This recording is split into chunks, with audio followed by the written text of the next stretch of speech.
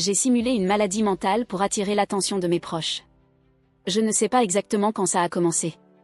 Peut-être que c'était un jour comme les autres, où je me suis réveillée avec cette sensation d'être invisible, comme si personne ne remarquait vraiment que j'existais. Ou peut-être que c'était après des semaines à voir mes messages laissés en vue, sans réponse, mes appels ignorés ou mes tentatives de me connecter à mes proches qui semblaient toujours trop occupés.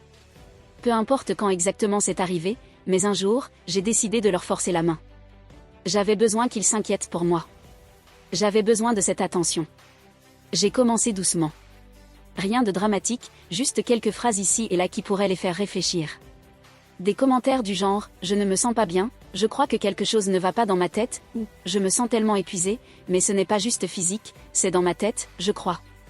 Au début, c'était presque innocent. Je cherchais juste à voir si quelqu'un allait tendre la main, s'ils allaient remarquer. Mais ils ne l'ont pas fait. Ils ont hoché la tête, murmuré quelques mots d'encouragement ou m'ont simplement dit de me reposer. Rien de plus. Alors, j'ai intensifié. J'ai commencé à inventer des symptômes, à jouer un rôle. Je leur ai dit que j'entendais des voix parfois, que je ne pouvais plus contrôler mes pensées. Je décrivais des crises d'angoisse que je n'avais jamais eues, des moments de panique que je fabriquais de toutes pièces. Et là, enfin, j'ai eu leur attention. Ils étaient inquiets.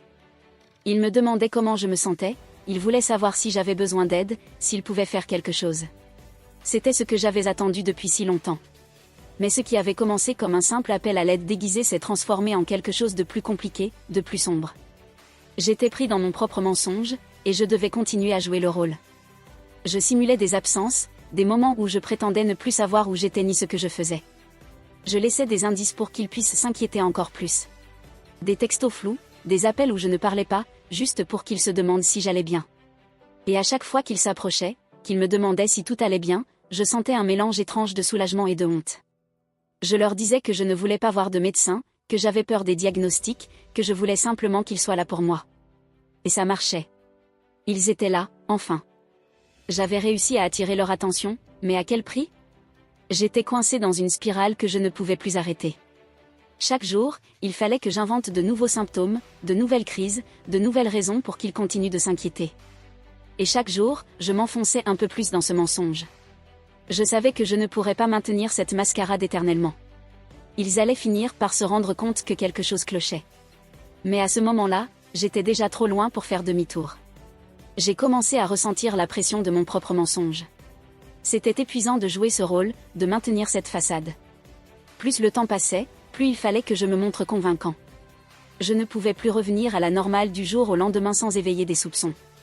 Alors, je jouais la carte de la rechute. Les moments où j'allais mieux étaient rares et de courte durée. Il fallait toujours que je glisse un regard perdu, une phrase ambiguë, quelque chose qui leur rappelait que j'étais toujours en danger, que je n'allais pas bien. Le pire, c'est que j'ai commencé à y croire un peu moi-même. Quand tu passes tes journées à feindre la détresse mentale, ça finit par te coller à la peau. Je me sentais piégée, incapable de sortir de cette situation. Je me suis demandé à plusieurs reprises comment j'en étais arrivée là. Comment, en cherchant simplement à attirer un peu d'attention, j'avais fini par m'enterrer sous ce mensonge monumental. Il y a eu des moments où j'ai presque voulu tout avouer. Leur dire que je n'avais jamais vraiment eu de problème, que c'était juste moi qui me sentais abandonnée, délaissée. Que j'avais eu besoin qu'ils se soucient de moi, qu'ils soient présents d'une manière qu'ils ne l'étaient plus depuis longtemps. Mais je n'ai jamais eu le courage. J'avais trop peur de ce qu'ils diraient. Peur qu'ils me tournent le dos pour de bon, qu'ils me traitent de manipulateur ou, pire encore, qu'ils ne me croient plus jamais, même si un jour j'avais réellement besoin d'aide. Alors, je continuais. C'était devenu une routine. Chaque fois que les choses semblaient se calmer, je trouvais une nouvelle raison de raviver leur inquiétude. Parfois, je prétendais ne plus pouvoir sortir de chez moi, d'autres fois je leur disais que j'avais fait des recherches et que les symptômes que je décrivais correspondaient à des troubles graves. C'était devenu une sorte de jeu malsain, sauf que personne ne gagnait. J'étais constamment sur le fil, prêt à m'effondrer sous le poids de mes propres mensonges. Mais le plus dur, c'était que je voyais bien que mon stratagème commençait à faire des ravages. Mes proches étaient fatigués, eux aussi. Je les usais. Ma mère, qui m'appelait tous les jours pour vérifier si j'allais bien, avait désormais une voix lasse, comme si elle s'attendait à ce que quelque chose de grave arrive à tout moment. Mon meilleur ami, qui m'envoyait des messages d'encouragement au début, commençait à espacer ses réponses. Ils étaient tous à bout, et je le voyais. C'est à ce moment-là que j'ai compris que j'étais allée trop loin. Que si je continuais comme ça, je finirais par tout perdre pour de bon. Je devais faire quelque chose, mais j'ignorais comment revenir en arrière. Comment expliquer à ceux qui s'étaient en souciés de moi que tout n'était qu'une mise en scène?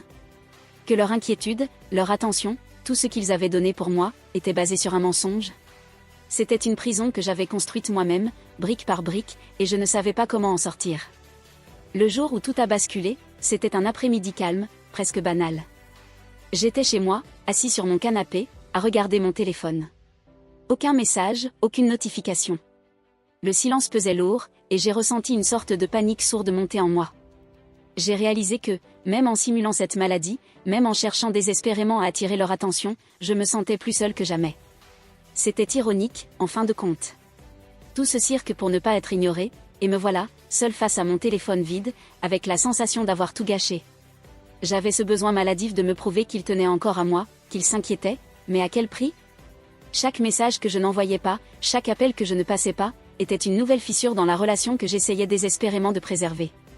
Finalement, j'ai craqué. J'ai envoyé un message à ma sœur, un texte simple, presque mécanique, disant que je me sentais de plus en plus mal. Ça avait marché avant, pourquoi pas encore une fois? Mais cette fois, la réponse ne fut pas immédiate. Pas de message rassurant dans l'heure qui suivait. Rien. Juste ce silence, lourd et étouffant. J'ai attendu, encore et encore, jusqu'à ce que je réalise ce qui se passait vraiment. Ils en avaient marre. Ils en avaient marre de moi. Je me suis assis là, dans ce silence assourdissant, à contempler le vide. C'était presque drôle, si ce n'était pas si triste. J'avais réussi à les éloigner avec ce même mensonge qui, au départ, devait les rapprocher de moi. Le poids de cette réalisation m'a frappé comme une claque. Mes mensonges étaient allés trop loin, avaient pris trop de place dans nos vies. Ils étaient devenus ma seule façon de communiquer avec eux, de m'assurer de leur attention. Quelques heures plus tard, ma mère a fini par m'appeler. Mais ce n'était plus la voix inquiète et réconfortante que j'avais connue. C'était une voix épuisée, presque résignée. Ça va encore recommencer, c'est ça? Je n'ai rien pu dire. Le nœud dans ma gorge m'empêchait de sortir un son. Écoute, je suis fatiguée, on est tous fatigués. Tu veux qu'on te dise quoi cette fois? Elle n'a pas attendu de réponse. Elle a raccroché. Je me suis assis, le téléphone encore dans la main, choquée par la froideur de ce moment. Ce n'était plus une fausse maladie, c'était devenu une réalité émotionnelle. J'avais épuisé mes proches. Leur empathie, leur amour, tout ce qu'ils avaient à offrir, je l'avais consumé. J'ai soudain réalisé que je m'étais mis dans une situation où je ne pouvais plus faire marche arrière sans tout détruire. Pendant plusieurs jours, j'ai évité tout contact avec eux. Je n'avais plus rien à dire.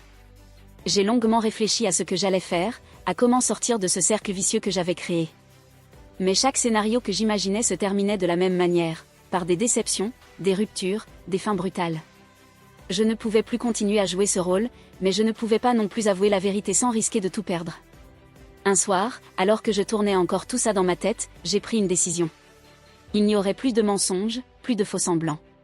Si je voulais rétablir une quelconque forme de relation avec mes proches, il me fallait tout avouer, quitte à affronter leur colère, leur déception. Quitte à être complètement seule pour un temps. Je ne pouvais plus continuer à les manipuler de cette manière. J'ai pris mon téléphone et commencé à écrire un message, mais cette fois, il n'y avait pas de faux symptômes, pas de plainte. Juste un simple aveu, je vous ai menti. Tout ce que vous croyiez sur ma santé mentale, c'était faux.